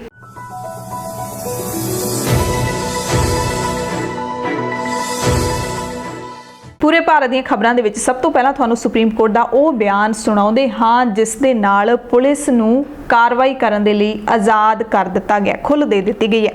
ਸੁਪਰੀਮ ਕੋਰਟ ਨੇ ਸ਼ਾਹੀਨ ਬਾਗ ਦੇ ਵਿੱਚ ਪ੍ਰਦਰਸ਼ਨਕਾਰੀਆਂ ਦੇ ਵੱਲੋਂ ਸੜਕੀ ਆਵਾਜਾਈ ਰੋਕੇ ਜਾਣ ਦੇ ਖਿਲਾਫ 2 ਵਕੀਲਾਂ ਵੱਲੋਂ ਪਾਈ ਪਟੀਸ਼ਨ ਦੇ ਉੱਤੇ ਫੈਸਲਾ ਸੁਣਾਇਆ। ਜਸਟਿਸ ਸੰਜੇ ਕਿਸ਼ਨ ਕੌਲ ਨੇ ਕਿਹਾ ਹੈ ਕਿ ਪ੍ਰਦਰਸ਼ਨਕਾਰੀ ਨੇ ਜਿਹੜੇ ਕਿਸੇ ਵੀ ਕਿਸਮ ਦੇ ਪ੍ਰਦਰਸ਼ਨਕਾਰੀ ਹੋਣ, ਕੋਈ ਵੀ ਰੋਸ ਕਰ ਰਹੇ ਹੋਣ, ਉਹ ਜਨਤਕ ਸੜਕਾਂ ਅਤੇ ਥਾਵਾਂ ਦੇ ਉੱਪਰ ਧਰਨਾ ਮਾਰਨ ਦੇ ਲਈ ਅਣਮਿੱਥੇ ਸਮੇਂ ਦੇ ਲਈ ਬੈਠ ਨਹੀਂ ਸਕਦੇ। ਇਸ ਮਾਮਲੇ ਵਿੱਚ ਅਦਾਲਤ ਨੇ ਲੋਕਾਂ ਦੇ ਮੁਜ਼ਾਹਰਾ ਕਰਨ ਦੇ ਹੱਕ ਅਤੇ ਆਵਾਜਾਈ ਦੇ ਹੱਕ ਦੇ ਵਿਚਕਾਰ ਨਿਖੇੜਾ ਕਰਨਾ ਸੀ। ਅਦਾਲਤ ਨੇ ਸਾਫ਼ ਕੀਤਾ ਹੈ ਕਿ ਜਨਤਕ ਥਾਵਾਂ ਤੇ ਮੁਜ਼ਾਹਰੇ ਸਹਿਣ ਨਹੀਂ ਕੀਤੇ ਜਾ ਸਕਦੇ। ਸੰਬੰਧਿਤ ਅਫਸਰਾਂ ਨੂੰ ਇਸ ਮਾਮਲੇ ਵਿੱਚ ਧਿਆਨ ਦੇਣਾ ਚਾਹੀਦਾ ਹੈ। ਅਦਾਲਤ ਨੇ ਕਿਹਾ ਕਿ ਜਨਤਕ ਥਾਵਾਂ ਅਣਮਿੱਥੇ ਸਮੇਂ ਲਈ ਨਹੀਂ ਮੱਲੀਆਂ ਜਾ ਸਕਦੀਆਂ, ਉਹ ਭਾਵੇਂ ਸ਼ਾਹੀਨ ਬਾਗ ਹੋਵੇ ਤੇ ਭਾਵੇਂ ਕੋਈ ਹੋਰ ਥਾਂ। ਪ੍ਰਸ਼ਾਸਨ ਨੂੰ ਇਹਨਾਂ ਥਾਵਾਂ ਦੇ ਨਿਰਵਿਘਨ ਰਹਿਣਾ ਯਕੀਨੀ ਬਣਾਉਣਾ ਚਾਹੀਦਾ ਹੈ। ਧਰਨੇ ਮੁਜ਼ਾਹਰੇ ਮਿੱਥੀਆਂ ਥਾਵਾਂ ਉੱਤੇ ਹੀ ਹੋਣੇ ਚਾਹੀਦੇ ਨੇ। ਤੇ ਜਿਹੜੇ ਵਕੀਲ ਸੀਗੇ, 2 ਵਕੀਲ ਅਮਿਤ ਸਾਨੀ ਅਤੇ ਐਸ ਦਿਓ ਸੁਦੀ, ਇਹਨਾਂ ਨੇ ਪਟੀਸ਼ਨ ਜਿਹੜੀ ਪਾਈ ਸੀ, ਦਲੀਲ ਦਿੱਤੀ ਸੀ ਕਿ ਇਹਨਾਂ ਧਰਨਿਆਂ ਦੇ ਕਾਰਨ ਆਮ ਲੋਕਾਂ ਨੂੰ ਆਵਾਜਾਈ ਵਿੱਚ ਤਕਲੀਫ ਹੋ ਰਹੀ ਸੀ ਤੇ ਮੁਜ਼ਾਹਰਾਕਾਰੀਆਂ ਨੂੰ ਉੱਥੋਂ ਹਟਾਉਣ ਦੀ ਮੰਗ ਕੀਤੀ ਸੀ, ਜਿਹਦੇ ਤੇ ਸੁਣਵਾਈ ਹੈ ਜਿਹੜੀ ਹੁਣ ਹੋਈ ਹੈ। ਹੁਣ ਅਦਾਲਤ ਦੇ ਇਸ ਫੈਸਲੇ ਦੇ ਨਾਲ ਪੁਲਿਸ ਹੈ ਜਿਹੜੀ ਧਰਨਾਕਾਰੀਆਂ ਦੇ ਉੱਤੇ ਕਾਰਵਾਈ ਕਰਨ ਦੇ ਲਈ ਆਜ਼ਾਦ ਹੈ ਕਿ ਜੇ ਧਰਨਾਕਾਰੀ ਜਨਤਕ ਥਾਵਾਂ ਦੇ ਉੱਤੇ ਲੰਬੇ ਸਮੇਂ ਲਈ ਬੈਠਦੇ ਨੇ ਤਾਂ ਪੁਲਿਸ ਕਾਰਵਾਈ ਕਰ ਸਕਦੀ ਹੈ। ਅਦਾਲਤ ਨੇ ਕਿਹਾ ਕਿ ਮਿੱਥੀਆਂ ਥਾਵਾਂ ਦੇ ਉੱਤੇ ਹੀ ਧਰਨੇ ਲਾਏ ਜਾਣ। ਅਗਲੀ ਖਬਰ ਹੈ ਕਿ ਭਾਰਤ ਦੇ ਵਿੱਚ ਨਵਾਂ ਪੇਪਰ ਕਰੋਨਾ ਟੈਸਟ ਵਾਇਰਸ ਦੀ ਟੈਸਟਿੰਗ ਦੇ ਵਿੱਚ ਕੁਝ ਬਦਲਾਅ ਲਿਆਵੇਗਾ। ਭਾਰਤ ਵਿੱਚ ਵਿਗਿਆਨੀਆਂ ਦੀ ਇੱਕ ਟੀਮ ਨੇ ਕਰੋਨਾ ਵਾਇਰਸ ਲਈ ਇੱਕ ਸਸਤਾ ਕਾਗਜ਼ ਆਧਾਰਿਤ ਟੈਸਟ ਵਿਕਸਿਤ ਕੀਤਾ ਹੈ ਜੋ ਪ੍ਰੈਗਨੈਂਸੀ ਦੇ ਟੈਸਟ ਵਾਂਗੂ ਤੇਜ਼ ਨਤੀਜੇ ਦੇ ਸਕਦਾ ਹੈ। ਇਸ ਟੈਸਟ ਦਾ ਨਾਮ ਇੱਕ ਪ੍ਰਸਿੱਧ ਭਾਰਤੀ ਕਾਲਪਨਿਕ ਜਸੂਸ ਦੇ ਨਾਂ ਤੇ ਰੱਖਿਆ ਗਿਆ ਜੋ ਕ੍ਰਿਸਪ ਨਾਂ ਦੀ ਜੀਨ ਐਡੀਟਿੰਗ ਟੈਕਨੋਲੋਜੀ ਤੇ ਆਧਾਰਿਤ ਹੈ। ਵਿਗਿਆਨੀਆਂ ਦਾ ਅੰਦਾਜ਼ਾ ਹੈ ਕਿ ਕਿਟ, ਜਿਸ ਨੂੰ ਫੇਲੂਦਾ ਕਿਹਾ ਜਾਂਦਾ ਹੈ, ਉਸ ਨਾਲ 1 ਘੰਟੇ ਦੇ ਅੰਦਰ ਨਤੀਜਾ ਜਿਹੜਾ ਮਿਲ ਜਾਏਗਾ ਤੇ ਇਸ ਦੀ ਕੀਮਤ ਸਿਰਫ 500 ਰੁਪਏ ਹੋਵੇਗੀ। ਫੇਲੂਦਾ ਨੂੰ ਇੱਕ ਭਾਰਤੀ ਸਮੂਹ ਟਾਟਾ ਦੇ ਵੱਲੋਂ ਬਣਾਇਆ ਜਾਵੇਗਾ ਤੇ ਦੁਨੀਆ ਦਾ ਪਹਿਲਾ ਬਾਜ਼ਾਰ ਦੇ ਵਿੱਚ ਉਪਲਬਧ ਕਾਗਜ਼ ਆਧਾਰਿਤ ਕੋਵਿਡ-19 ਟੈਸਟ ਹੋ ਸਕਦਾ ਹੈ। ਅੱਗੇ ਗੱਲ ਕਰਾਂਗੇ ਹਾਥਰਸ ਕਾਂਡ ਦੀ। ਉੱਤਰ ਪ੍ਰਦੇਸ਼ ਦੇ ਹਾਥਰਸ ਜ਼ਿਲ੍ਹੇ ਦੇ ਵਿੱਚ ਦਲਿਤ ਭਾਈਚਾਰੇ ਨਾਲ ਸੰਬੰਧਿਤ ਮੁਟਿਆਰ ਦੇ ਨਾਲ ਸਮੂਹਿਕ ਜਬਰ ਜਨਾਹ ਜਿਹੜਾ ਹੋਇਆ ਹੈ ਅਤੇ ਮੌਤ ਹੋਈ ਹੈ, ਉਸ ਮਾਮਲੇ ਦੀ ਜਾਂਚ ਲਈ ਕਾਇਮ ਕੀਤੀ SIT ਨੂੰ ਆਪਣੀ ਰਿਪੋਰਟ ਪੇਸ਼ ਕਰਨ ਦੇ ਲਈ 10 ਦਿਨ ਦਾ ਹੋਰ ਸਮਾਂ ਦੇ ਦਿੱਤਾ ਗਿਆ। ਗ੍ਰਹਿ ਵਿਭਾਗ ਦੇ ਵਧੀਕ ਮੁੱਖ ਸਕੱਤਰ ਅਵਨੀਸ਼ ਕੁਮਾਰ ਅਵਸਥੀ ਨੇ ਦੱਸਿਆ ਕਿ SIT ਨੂੰ ਆਪਣੀ ਰਿਪੋਰਟ ਪੇਸ਼ ਕਰਨ ਲਈ 10 ਦਿਨ ਦਾ ਵਾਧੂ ਸਮਾਂ ਦਿੱਤਾ ਗਿਆ ਹੈ। ਇਸ ਦਾ ਸਿਰਫ ਇੱਕ ਕਾਰਨ ਹੈ ਕਿ ਜਾਂਚ ਹਲੇ ਪੂਰੀ ਨਹੀਂ ਹੋਈ। ਹਾਥਰਸ ਘਟਨਾ ਨੂੰ ਸੁਪਰੀਮ ਕੋਰਟ ਨੇ ਕੱਲ ਸੁਣਵਾਈ ਦੇ ਦੌਰਾਨ ਭਿਆਨਕ ਘਟਨਾ ਦੱਸਿਆ ਸੀ। ਯੂਪੀ ਸਰਕਾਰ ਤੋਂ ਗਵਾਹਾਂ ਦੀ ਸੁਰੱਖਿਆ ਬਾਰੇ ਵੀ ਸੁਪਰੀਮ ਕੋਰਟ ਨੇ ਜਾਣਕਾਰੀ ਮੰਗੀ ਸੀ। ਯੋਗੀ ਸਰਕਾਰ ਵੱਲੋਂ ਕੇਸ ਦੀ ਜਾਂਚ CBI ਨੂੰ ਸੌਂਪਣ ਦੀ ਸਿਫਾਰਿਸ਼ ਕੀਤੀ ਗਈ ਸੀ। ਮਹਿਲਾ ਕਮਿਸ਼ਨ ਦੇ ਵੱਲੋਂ ਦਿਗਵਿਜੈ ਮਾਲਵੀਆ ਤੇ ਸਵਰਾ ਭਾਸਕਰ ਨੂੰ ਨੋਟਿਸ ਦਿੱਤਾ ਗਿਆ। ਖੱਬੇ ਪੱਖੀ ਪਾਰਟੀਆਂ ਦੇ ਵਫਦ ਵੱਲੋਂ ਪੀੜਤ ਪਰਿਵਾਰ ਦੇ ਨਾਲ ਮੁਲਾਕਾਤ ਵੀ ਕੀਤੀ ਗਈ ਸੀ। ਅਗਲੀ ਗੱਲ ਕਰ ਲੈਂਦੇ ਆ 20 ਸਾਲ 20th ਈਅਰ ਆਫ ਨਮੋ, ਯਾਨੀ ਕਿ ਨਰਿੰਦਰ ਮੋਦੀ ਦਾ 20ਵਾਂ ਸਾਲ ਹੈ। ਅੱਜ ਦੇ ਦਿਨ ਨਰਿੰਦਰ ਮੋਦੀ ਨੂੰ 20 ਸਾਲ ਹੋ ਚੁੱਕੇ ਨੇ ਭਾਰਤ ਦੇ ਵਿੱਚ ਸਿਆਸਤ ਨੂੰ ਸੰਭਾਲੇ ਹੋਏ। ਸਾਲ 2001 ਵਿੱਚ ਨਰਿੰਦਰ ਮੋਦੀ ਨੇ ਗੁਜਰਾਤ ਦੀ ਕਮਾਨ ਸੰਭਾਲੀ ਸੀ ਜਦੋਂ ਗੁਜਰਾਤ ਦੇ ਮੁੱਖ ਮੰਤਰੀ ਬਣੇ ਸੀ ਤੇ ਅੱਜ ਮੋਦੀ ਨੂੰ 20ਵਾਂ ਸਾਲ ਸ਼ੁਰੂ ਹੋ ਗਿਆ। 19 ਸਾਲ ਬੀਤ ਚੁੱਕੇ ਨੇ, 20ਵਾਂ ਸਾਲ ਅੱਜ ਸ਼ੁਰੂ ਹੋ ਗਿਆ। ਸੋ ਅੱਜ ਦੇ ਦਿਨ ਨੂੰ ਮੋਦੀ ਦੇ ਸਮਰਥਕਾਂ ਨੇ ਬਹੁਤ ਹੀ ਵੱਡਾ ਬਣਾ ਦਿੱਤਾ ਹੈ। ਸੋਸ਼ਲ ਮੀਡੀਆ ਦੇ ਉੱਤੇ #20th ਈਅਰ ਆਫ ਨਮੋ ਕਰਕੇ ਟਵਿੱਟਰ ਨੇ ਜਿਹੜੇ ਉਹ ਟ੍ਰੈਂਡ ਕਰ ਰਹੇ ਨੇ। ਪਾਰਟੀ ਤੋਂ ਲੈ ਕੇ ਸਰਕਾਰ ਦੇ ਸਾਰੇ ਵੱਡੇ ਮੰਤਰੀ ਤੇ ਵਰਕਰ ਹੈਗੇ ਨੇ ਜਿਹੜੇ ਉਹ ਪ੍ਰਧਾਨ ਮੰਤਰੀ ਮੋਦੀ ਦਾ ਗੁਣਗਾਨ ਕਰ ਰਹੇ ਨੇ, ਪਰ ਪ੍ਰਧਾਨ ਮੰਤਰੀ ਨਰਿੰਦਰ ਮੋਦੀ ਦੀ ਚੁੱਪੀ ਦੇ ਉੱਤੇ ਅੱਜ ਹੀ ਸਵਾਲ ਉੱਠ ਰਹੇ ਨੇ। ਹਾਥਰਸ ਮਾਮਲੇ ਦੇ ਵਿੱਚ ਪ੍ਰਧਾਨ ਮੰਤਰੀ ਚੁੱਪੀ ਤੇ ਵੀ ਕਈ ਲੋਕਾਂ ਨੇ ਸਵਾਲ ਚੁੱਕੇ ਨੇ। ਸੋਸ਼ਲ ਮੀਡੀਆ ਤੇ ਲਗਾਤਾਰ ਟਿੱਪਣੀਆਂ ਹੋ ਰਹੀਆਂ ਨੇ, ਪਰ ਹਾਥਰਸ ਇਕੱਲਾ ਅਜਿਹਾ ਮਾਮਲਾ ਨਹੀਂ ਹੈ ਜਦੋਂ ਪ੍ਰਧਾਨ ਮੰਤਰੀ ਨਰਿੰਦਰ ਮੋਦੀ ਚੁੱਪ ਰਹੇ ਨੇ। ਅਜਿਹੇ ਹੁਣ ਤੱਕ ਬਹੁਤ ਸਾਰੇ ਮਾਮਲੇ ਆ ਚੁੱਕੇ ਨੇ ਜਦੋਂ ਪ੍ਰਧਾਨ ਮੰਤਰੀ ਨਰਿੰਦਰ ਮੋਦੀ ਦੀ ਚੁੱਪੀ ਹੈ ਜਿਹੜੀ ਉਹ ਲੋਕਾਂ ਨੂੰ ਖੜਕਦੀ ਹੈ। ਕੇਂਦਰੀ ਵਿੱਤ ਮੰਤਰੀ ਨਿਰਮਲਾ ਸੀਤਾਰਮਨ ਨੇ ਕਾਂਗਰਸ ਦੇ ਉੱਤੇ ਅਸਿੱਧੇ ਤੌਰ ਤੇ ਨਿਸ਼ਾਨਾ ਲਾਇਆ, ਕਿਹਾ ਕਿ ਜਿਹੜੇ ਕਣਕ ਝੋਨੇ ਤੋਂ ਬਿਨਾਂ ਕਿਸੇ ਵੀ ਹੋਰ ਫਸਲ ਲਈ MSP ਨਹੀਂ ਦੇ ਸਕੇ ਉਹ ਹੁਣ ਗੈਰ ਵਾਜਿਬ ਖਦਸ਼ੇ ਤੇ ਫਿਕਰ ਜ਼ਾਹਿਰ ਕਰ ਰਹੇ ਨੇ।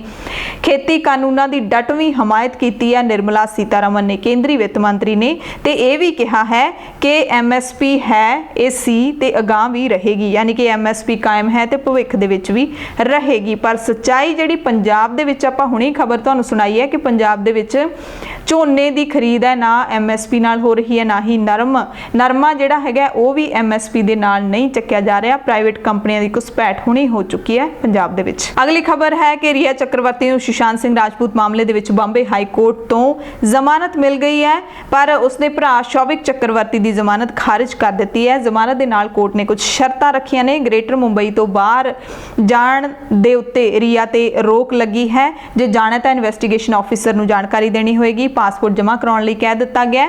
ਕੋਰਟ ਦੀ ਇਜਾਜ਼ਤ ਤੋਂ ਬਿਨਾਂ ਦੇਸ਼ ਤੋਂ ਬਾਹਰ ਨਹੀਂ ਜਾ ਸਕੇਗੀ। ਅਗਲੀ ਖਬਰ ਸੁਸ਼ਾਂਤ ਸਿੰਘ ਰਾਜਪੂਤ ਕੇਸ ਨਾਲ ਜੁੜੀ ਹੋਈ ਹੈ। ਅਭਿਨੇਤਾ ਸੁਸ਼ਾਂਤ ਸਿੰਘ ਰਾਜਪੂਤ ਜਿਸ ਦੇ ਖੁਦਕੁਸ਼ੀ ਕਰਨ ਦੀ ਖਬਰ ਆਈ ਸੀ ਕਈ ਮਹੀਨੇ ਪਹਿਲਾਂ, ਤੇ ਇਸ ਮਸਲੇ ਦੇ ਵਿੱਚ ਵਕੀਲ ਨੇ ਏਮਸ ਦੀ ਫੋਰੈਂਸਿਕ ਰਿਪੋਰਟ ਦੇ ਉੱਤੇ ਸ਼ੱਕ ਜਤਾਇਆ ਹੈ। ਦਰਅਸਲ ਏਮਸ ਦੇ 7 ਡਾਕਟਰਾਂ ਦੇ ਫੋਰੈਂਸਿਕ ਮੈਡੀਕਲ ਬੋਰਡ ਨੇ ਆਪਣੀ ਰਿਪੋਰਟ ਦੇ ਵਿੱਚ ਸੁਸ਼ਾਂਤ ਸਿੰਘ ਰਾਜਪੂਤ ਦੀ ਮੌਤ ਨੂੰ ਕਤਲ ਨਹੀਂ ਦੱਸਿਆ ਸੀ ਤੇ ਸਾਫ਼ ਕਿਹਾ ਸੀ ਕਿ ਉਸ ਦੀ ਮੌਤ ਦੀ ਵਜ੍ਹਾ ਖੁਦਕੁਸ਼ੀ ਸੀ। ਡਾਕਟਰ ਸੁਧੀਰ ਗੁਪਤਾ ਇਸ ਟੀਮ ਦੀ ਅਗਵਾਈ ਕਰ ਰਹੇ ਨੇ, ਪਰ ਸੁਸ਼ਾਂਤ ਸਿੰਘ ਰਾਜਪੂਤ ਦੇ ਪਰਿਵਾਰ ਦੇ ਵਕੀਲ ਵਿਕਾਸ ਸਿੰਘ ਦਾ ਕਹਿਣਾ ਹੈ ਕਿ ਉਹਨਾਂ ਨੂੰ ਏਮਸ ਦੀ ਰਿਪੋਰਟ ਦੇ ਉੱਤੇ ਸ਼ੱਕ ਹੈ।